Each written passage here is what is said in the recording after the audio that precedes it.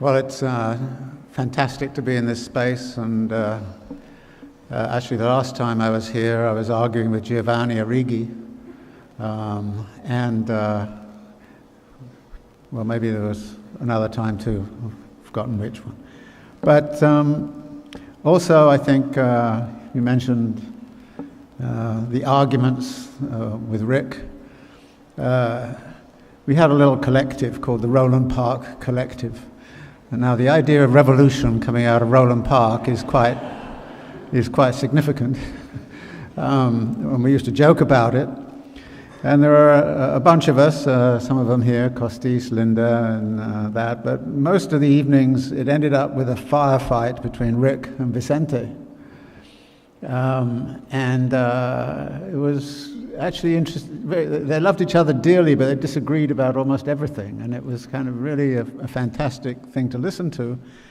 Every now and again I would be stupid and try and actually mediate or put myself in the middle, but as you know, when there's a firefight going on, you don't go stand in the middle because you just got shot at from both sides. But actually, one of the themes that I think underpinned that those arguments were different perspectives on what revolutionary spirit was about and what revolutionary movement was about. Ric, I think, had a very profound moral and ethical sense. And for him, it was moral outrage, it was the violence that was being done, which deserved to be repudiated in the most vigorous of terms. And the moral, ethical dimension to revolutionary spirit was, I think, really paramount in his thinking. I think he maybe read an article by Marx. When Marx was very young, he wrote this little piece which was called "For a Ruthless Criticism of Everything Existing." And Ric, it's a very modest project, as you can see. Well, Ric was very much of that sort, but it came from this intense moral spirit. Vicente, being kind of European, Spanish, coming out of that sort of long history of a struggle in Spain, had a more sort of calculating political agenda, in which you were trying to think forward and you were trying to sort of develop working class institutions and the unions and all the rest of it, and therefore criticism should always be tempered by the nature of the project, and therefore the project in some ways took great precedence. Now this distinction, I think, in thinking about revolutionary transformation is still with us. I was struck with that just a week or so ago. I was in a sort of joint appearance with David Graeber, an anarchist thinker who is credited by some as being one of the sort of gurus behind the Occupy kind of movement. And what struck me about David's position was how much it was infused by a kind of moral view of the world, and that was a moral argument that was being made. And I suddenly found myself sort of taking the Vicente position and saying, well, you've got to be a little bit more strategic than that. It's moral outrage is great, and you can have these outbursts and so on, but you've really got to think about organizing and have objectives and really try to maneuver the chess game of political power and all the rest of it. So that distinction, it seems to me, is still with us, and I think it's very much present within what I know of the Occupy movement. Now, I don't know that much about the Occupy movement because I had a sabbatical last year and I disappeared and lived on the land in Argentina. And about a week after I did so, they occupied Wall Street. And I kind of thought, well, maybe I should go away more often. So I didn't really have a very close-up view of what was going on, but it nevertheless, I think, informed some of the things I really wanted to talk about tonight.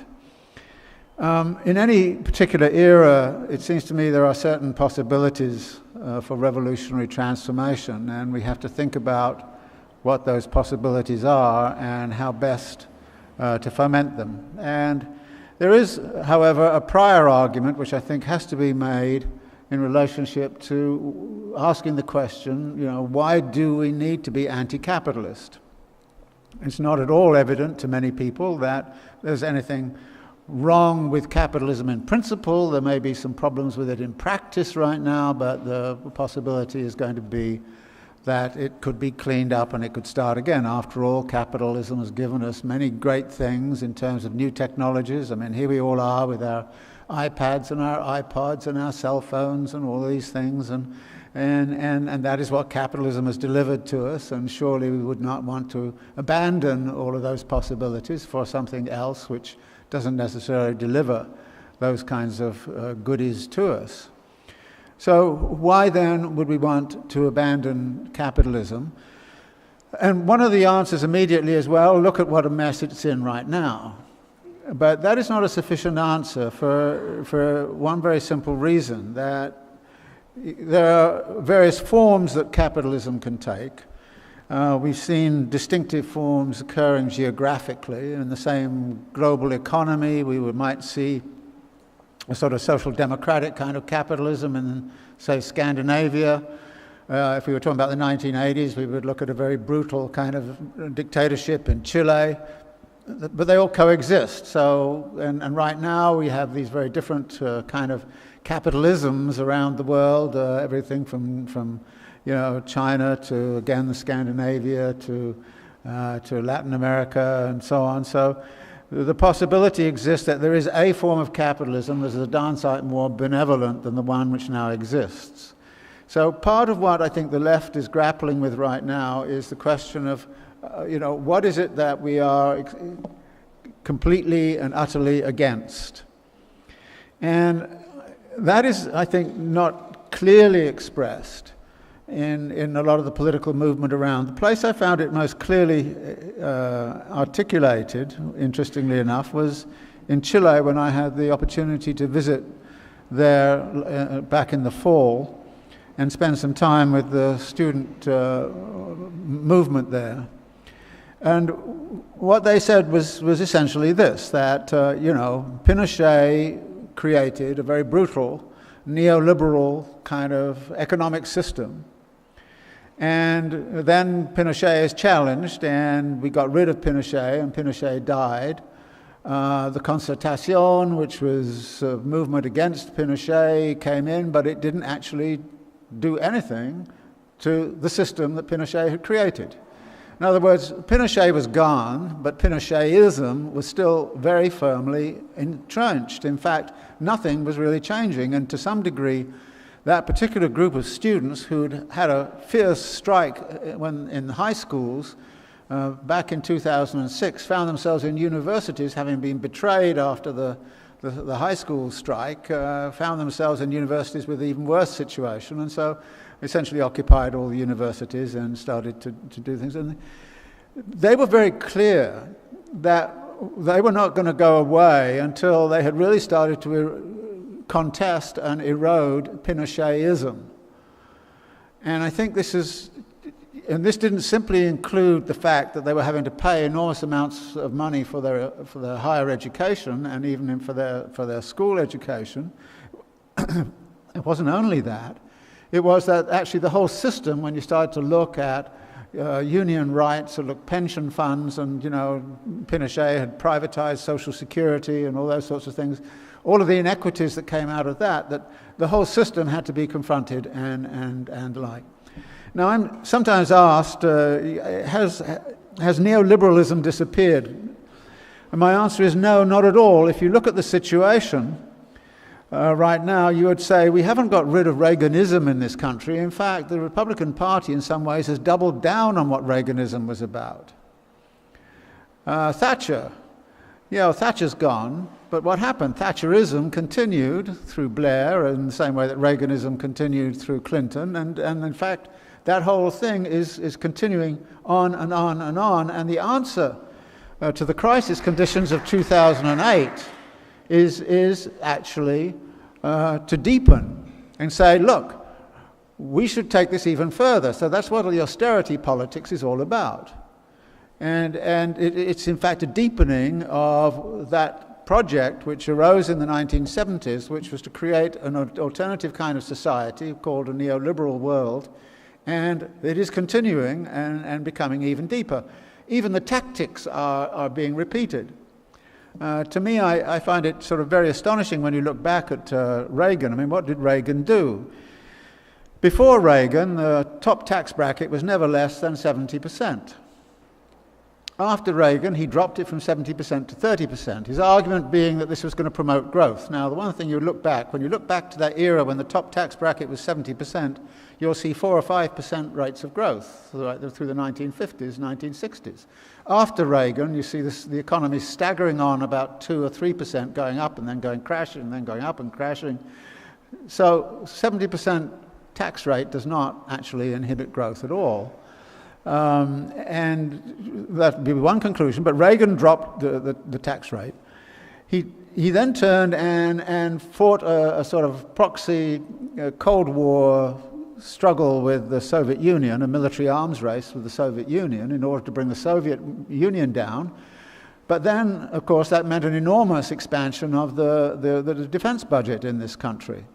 So with falling tax rates and a huge expenditure, kind of what was called military Keynesianism at the time, what Reagan did was to then deficit finance it. So actually Reagan put the country deeper into debt than had been done for a very, very long time.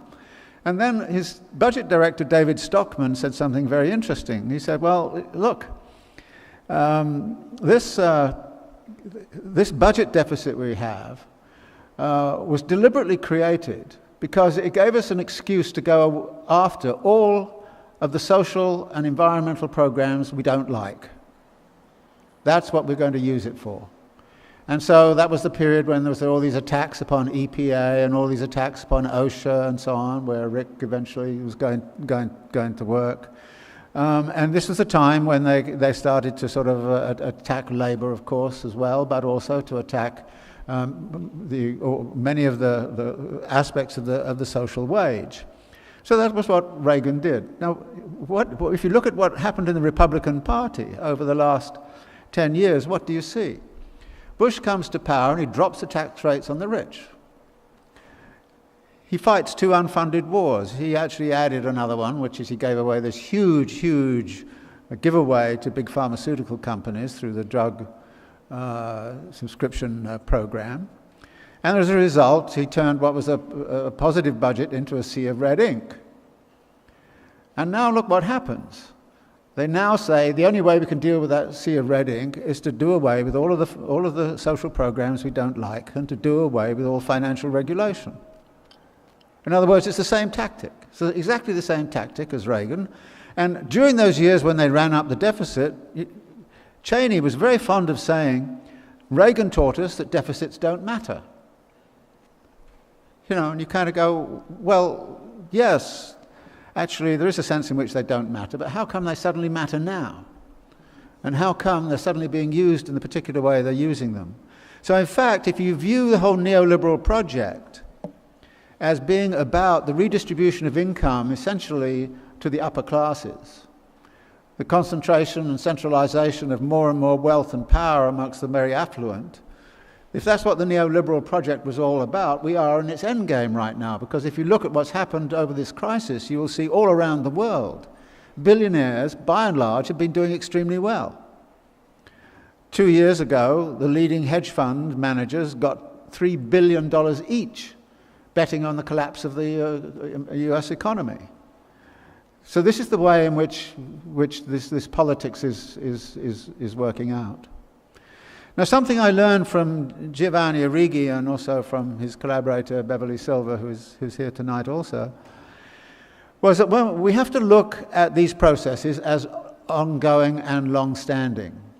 In other words, the neoliberal project begins in the sort of 70s and it picks up steam and it goes bit by bit, and the neoliberal revolution, or counter-revolution if that's what you want to call it, has taken 30, 40 years to work out.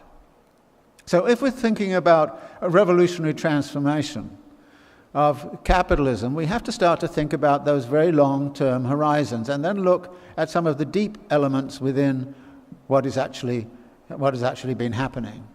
And one of the things that Giovanni and Beverly did in one of the last papers they wrote together was to point to some of the features of economies over time. And they use, I think, a very interesting example, which is the whole kind of question of externalities, is what the economists call it. Now, externalities are costs which you don't pay for.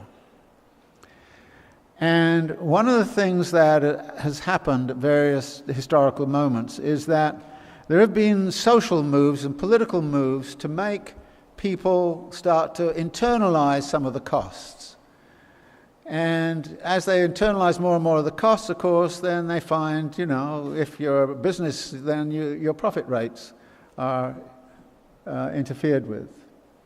Now, there are two areas of externalities which I think are very crucial. One is, I would call, the general question of social reproduction, which is education, healthcare, who looks after granny, who looks after the kids when they're sick, you know, all those kinds of things.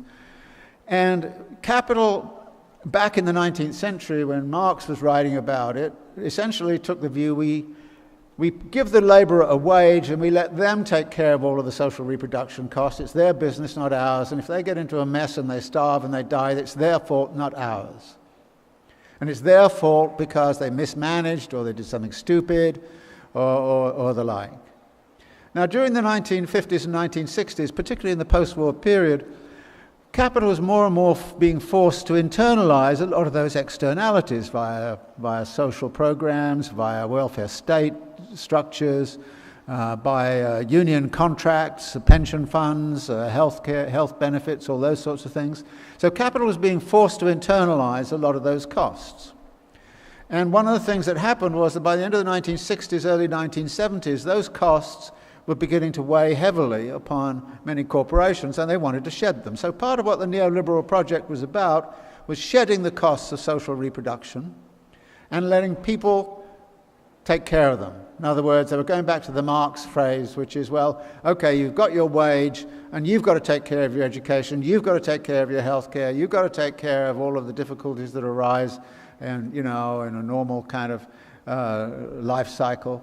Those are all your issues. Please don't bother us with all of those kinds of questions. And this, of course, has been very much what the agitation has been about since the Reagan era, which is to externalize all of those costs of social reproduction. In other words, the laborers are supposed to take care of their own educational costs so that they can be good laborers for capital. In other words, this is a free good which is going to be given by labor to capital. And that's what capital likes about externalizing those costs, that it can get that as a free good. It particularly likes it, by the way, in terms of immigration policies. So it finds some place where people have a free education, like India or Argentina, and then or of course the ex-Soviet Union, and then you bring people in, and so you didn't pay for their education. So you can wreck higher education here. It doesn't matter because, you know, there's always some cheap people from over there who can come, who are very well trained at zero cost. So this kind of politics is at the very heart of what is going on, and it then raises the question, can that politics be reversed?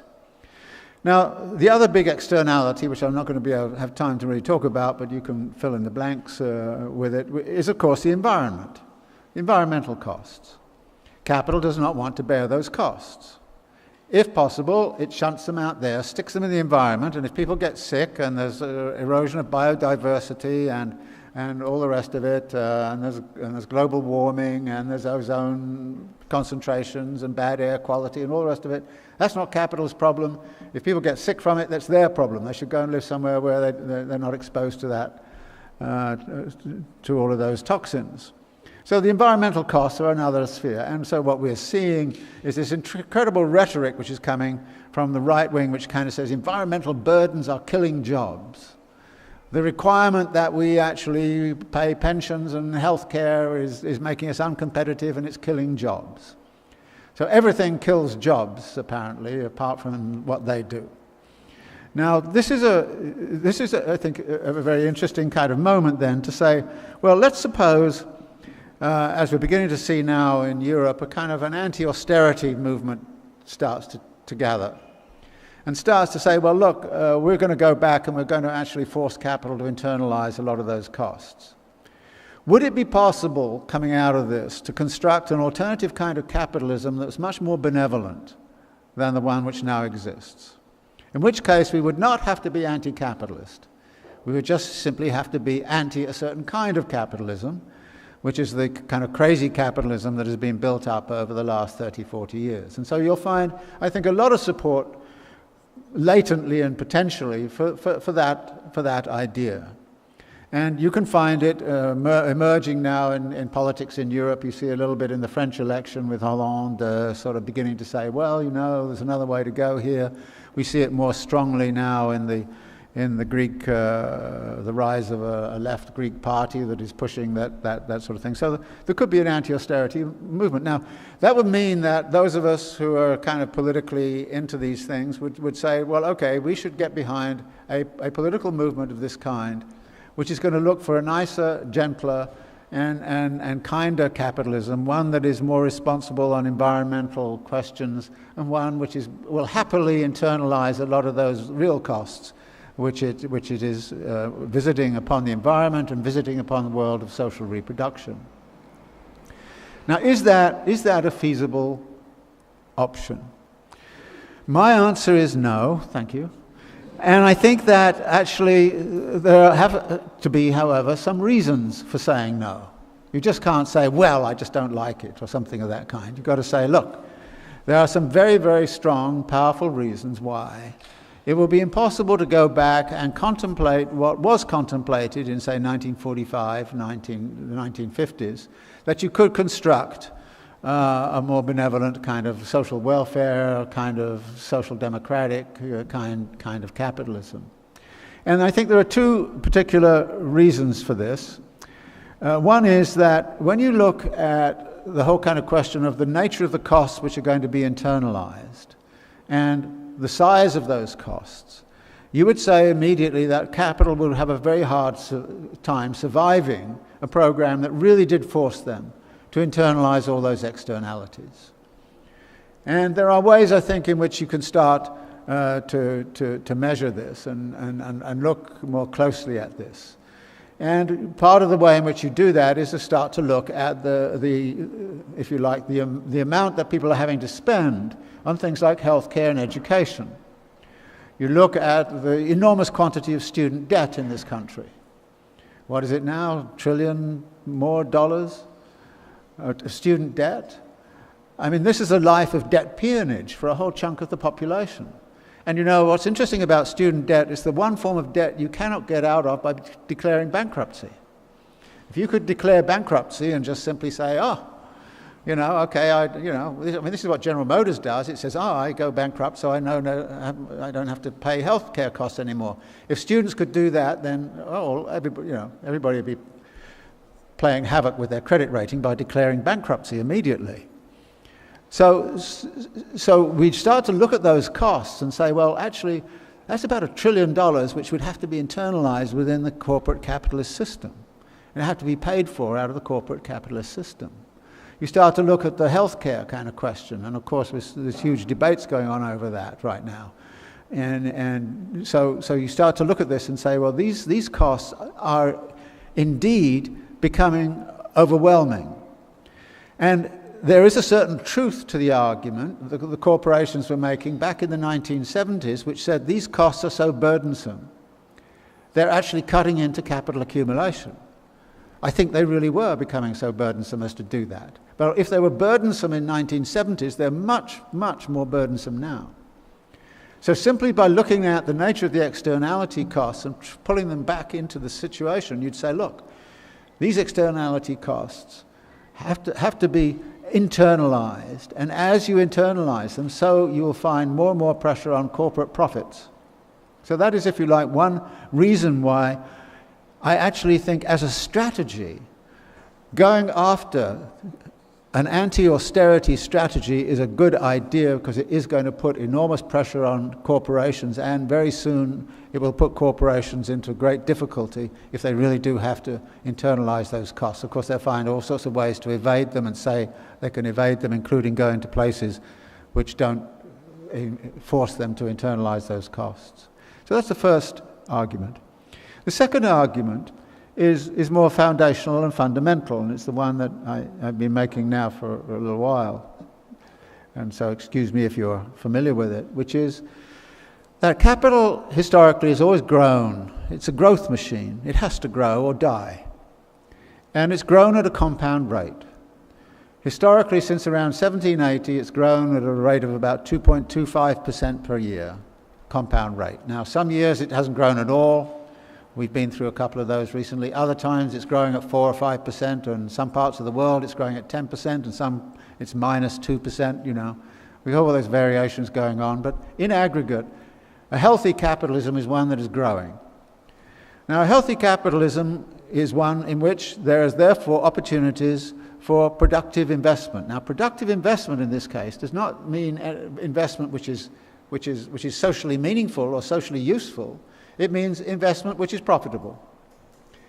And what we've seen since the 1970s is less and less capacity to find outlets for capital as it expands.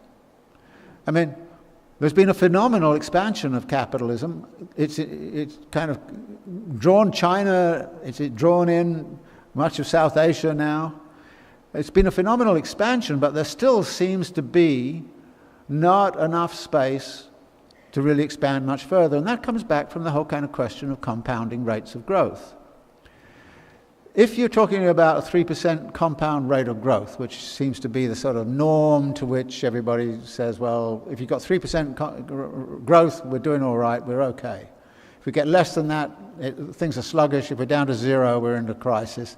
And if it goes negative, oh my God, we're finished. So this is the situation. Now, the compounding rate of growth in 1970 would say, given the size of the global economy in constant dollars, you would be saying you need about $0.4 trillion of new investment opportunities for the 3% compound growth to be absorbed. And by the time you get to right now, you're talking about $1.5 trillion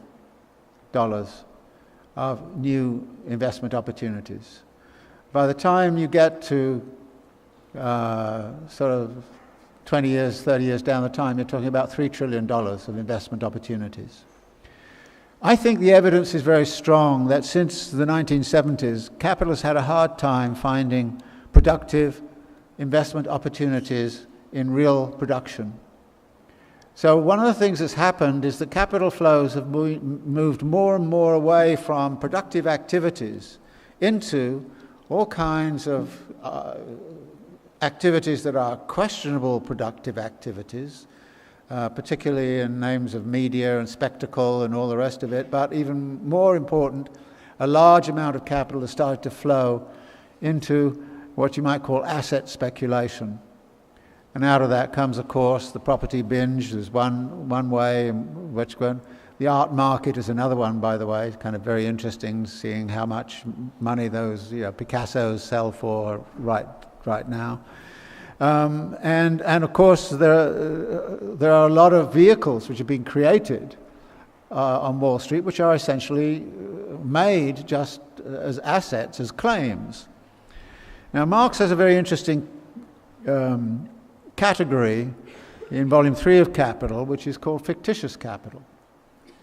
Fictitious capital is something where it seems like you can capitalize a revenue stream into a fixed sum, and then you can trade that claim on open markets.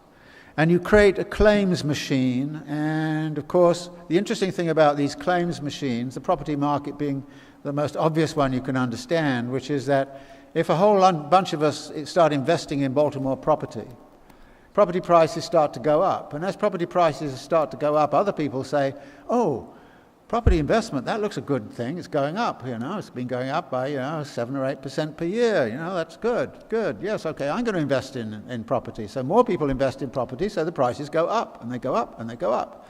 You create asset bubbles. Now, if you look very closely at what's been happening over the last 30, 40 years, you'll see asset bubbles all over the place. In other words, more and more investment was going into asset bubbles, some of which were real in the sense that there was something underneath it. There was a house, for example, in the property market under there. There was no house under a lot of these collateralized debt obligations except at 4 times removed. In other instances, what we see is actually a vast wave of investment going into what we call land grabbing activities. Now, if you look at a place like Africa right now, it's amazing the number of corporations and the number of governments and the number of private individuals who are just taking up land and resources in Africa. There's a land grab going on in Latin America too. The result of that land grab is that control over resources is becoming even more significant than it has been in the past. And many people are imagining that they can live life as rentier. You control the resource, and then all you do is then live off the rents.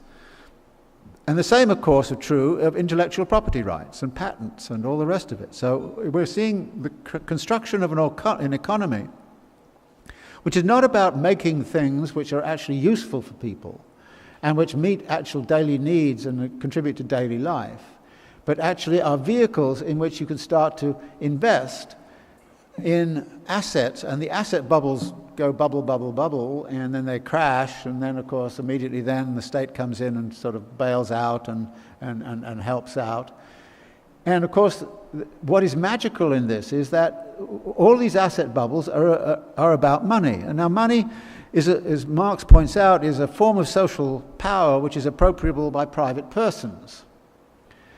And then the question is, where does the money come from? And I don't know if you've noticed, but isn't it astonishing that in a difficult moment, suddenly the Federal Reserve will create a few $1 trillion of new money. In other words, you just create this form of social power. And where does it go? Well, you don't give it to me and don't give it to you, you give it to the banks, so they have even more social power. So we have these tremendous amount of money creation going on, which is going into the asset bubbles, bailing out the asset bubbles, which is then flowing off so that the rich become even more richer than ever before. So this is the dynamic, if you like, in which you see this process kind of working. And it's, I think, fairly clear that under these circumstances, the idea that capital could stop doing that and could actually go back to making things of a sensible sort. I mean, I'm still using my grandmother's forks. If capital made things like that lasted about 3 generations, where the hell would its market be? They wouldn't know what to do. So you make things that fall apart, you make things that, only last a little while. You make things which are almost instantaneously obsolescent via technological dynamics and technological change. That's what you do. We go through cell phones at a huge rate. We go through all of these, we change our computers once every 10 years, every 2 years, I mean, it's kind of an amazing kind of speed up in this world which we are faced with.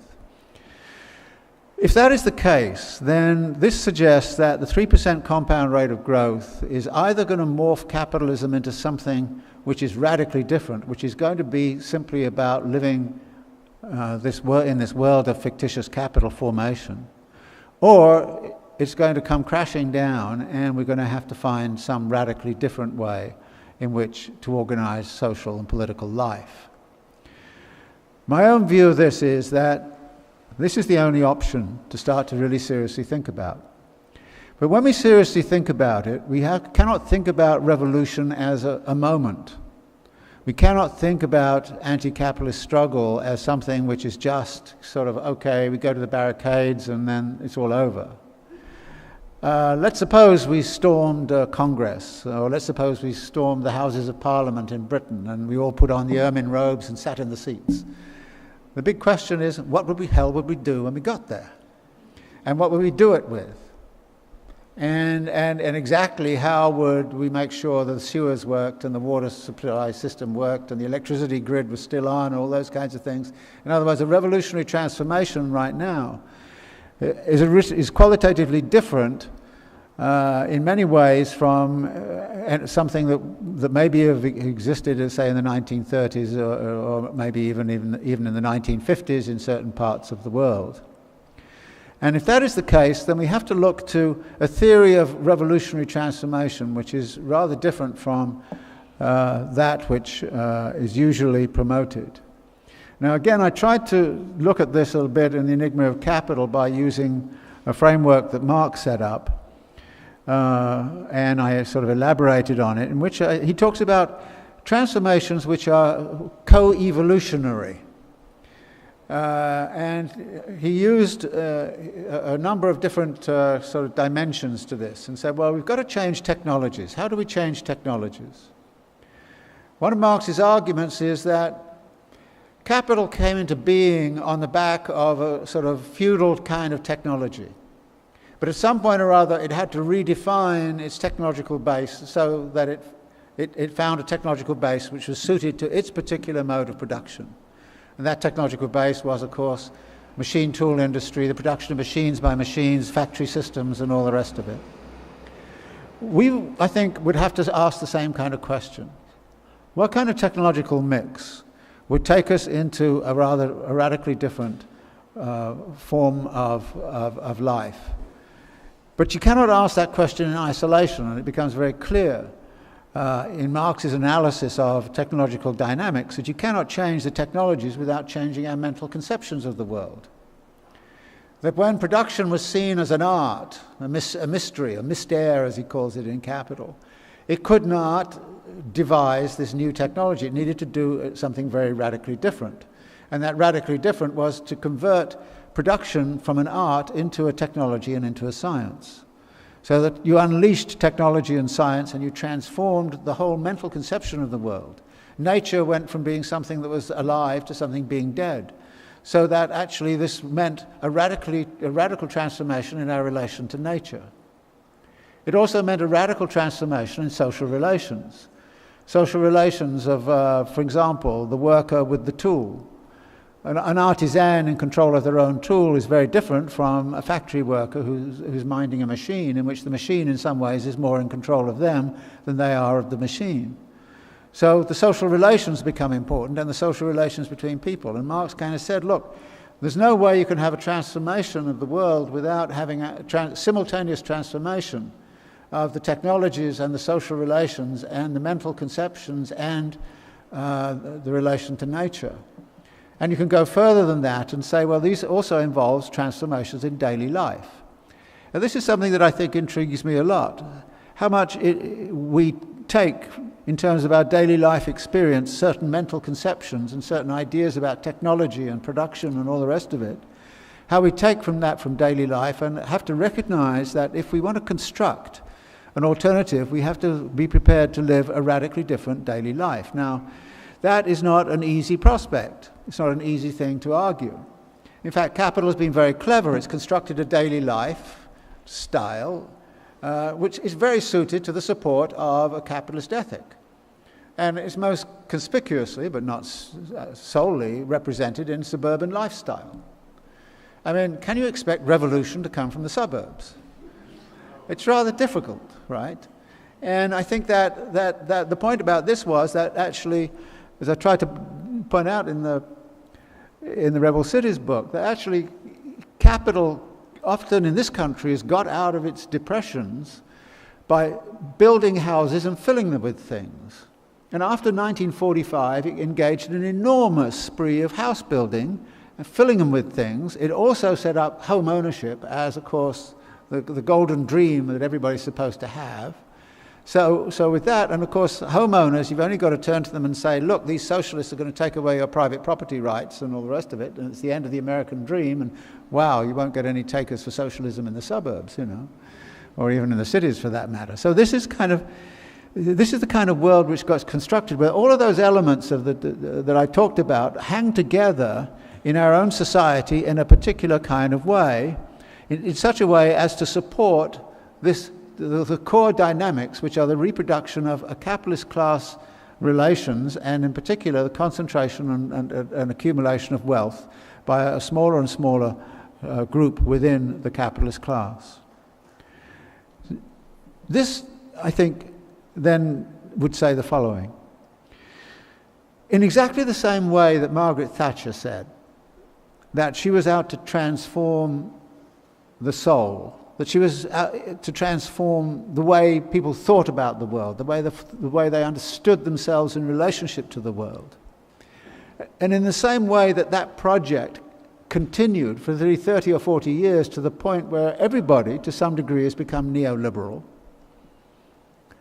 Everybody has sort of been absorbed into a belief structure of a certain kind, such that personal responsibility, which is one of the things that she played a great role in promoting, personal responsibility becomes the center of what our politics is all about.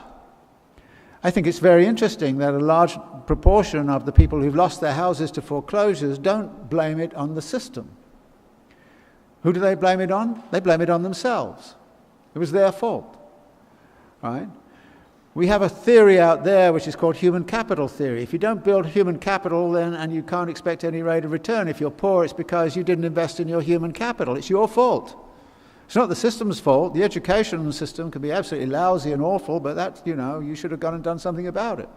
You are responsible for your own human capital. So we've arrived at a world where we tend to think in those terms. Now, what this says to me is that a revolutionary movement right now has to be reformist, pointing towards revolutionary change. By that I mean there are reforms which, when pressed, when pushed, can put such pressure on capital, and people can also clearly see from those reforms as a starting point that a revolutionary transformation is required and necessary for those reforms to be completed. Which is why I'm right now sort of accused by as many on the sort of Marxist left of being a sort of a Keynesian compromiser, that I think that's where you have to start. And you have to start with that, and then you have to build. And build around this argument that we need to construct an alternative kind of society that is not about 3% compound growth forever. It's going to have to ultimately be in a steady state, a zero state, a zero growth state.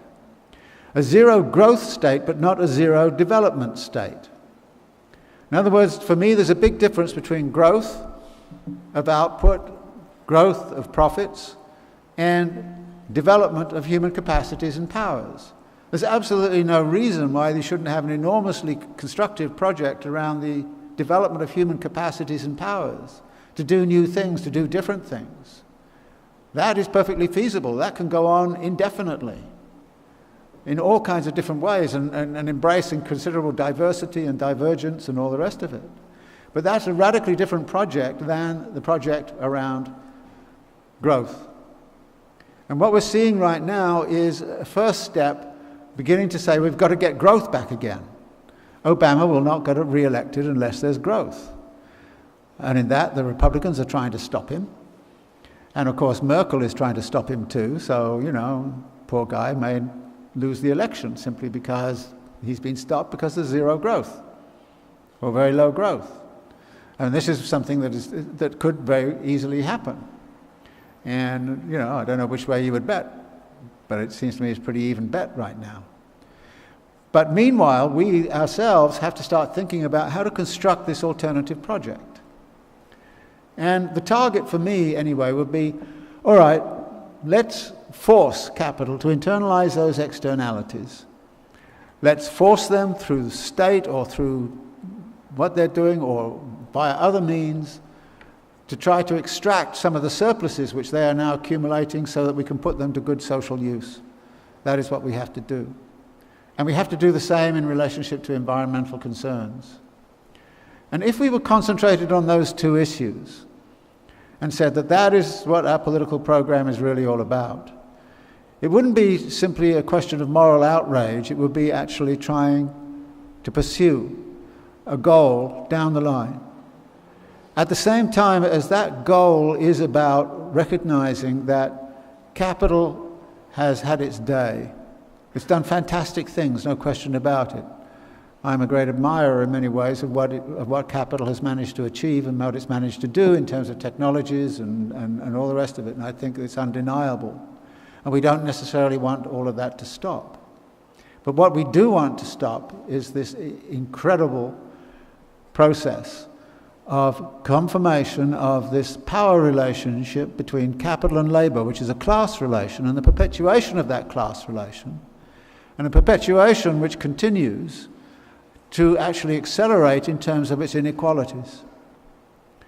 So to me, the question of the inequalities can be forefronted, but then the question of what we do about it and how we go about it and the demands which are made have to be sort of siphoned into a much clearer sort of political program than we currently have. And that political program, in the long run, has to be anti-capitalist, but anti-capitalist in the long run. It cannot be it in the short run right now. We're seeing right now the emergence of a police state in many parts of the world. I mean, you know, you go to any of these demonstrations and there are just as many cops around as there are demonstrators in many instances. And there's a very good reason for that. And it's, you know, I was talking to a hedge fund guy the other day and said, well, why is Wall Street so concerned about all these demonstrations? He said, well, they know what they've done wrong. They know what they could be held accountable for. They're terrified of a social movement that puts real pressure on the government to push accountability. And they're terrified that if Obama gets re-elected, he could be pushed. They want a president in there who will not, under any circumstances, be pushed, i.e. Romney. And this is what they're after. And this is what they really are pushing for. But this means that with the tremendous capacity that now exists in terms of policing and surveillance and all of the stuff that's come down the line from Homeland Security onwards, that the sort of a revolutionary transformation where we all storm the steps of the Congress or something like that is not really on the card. So what do? We have to enter into what I call a kind of various forms of politics, including one of my favorites, which is what I call termite politics. You sort of get in and you gnaw at the base of certain institutions until they suddenly collapse, and I think there are ways to do that. So this is, if you like, why I think we have to go for an anti-capitalist strategy. But it's an anti-capitalist strategy that is long run rather than short run, and I think probably has to start simply because where the population is at, where people's heads are at, needs to be sort of considered, and people have to be drawn into understanding that human capital theory is bogus, that all of those kinds of ways of insisting that the system is not the problem, you are the problem, all of those questions have to be firmly put in the forefront of the political argument. And this is why I think that this requires a lot of organization, a lot of thinking, and a lot of hard work, and a building of alternative institutions which can actually bear the burden of engaging in those transformative processes. Actually, if you look around, there are many of those institutions already existent. There are many bits and pieces of all of this there. It has not congealed together in a coherent movement. It has to some degree in Chile, and I think I go back to that example because the latest polls show that about 73% of the population of Chile think what the students are right. Wasn't that at the beginning, but now the population is persuaded. The president in Chile has a popularity rating now of about 20%. So this is the argument that has to be made. And that's the sort of percentage we have to start to push towards. And I think once you start to get there, then you can push the argument even further. So I know it sounds a bit reformist, but when you think of how fast things changed under Thatcher, Reagan, and all the rest of it, we can change things just as fast as that. But we have to have, as it were, a 20, 30-year time horizon to really think about getting to the point where we can really move into an anti-capitalist, a non-capitalist kind of way of life, a non-capitalist form of production and consumption. Okay, thanks very much.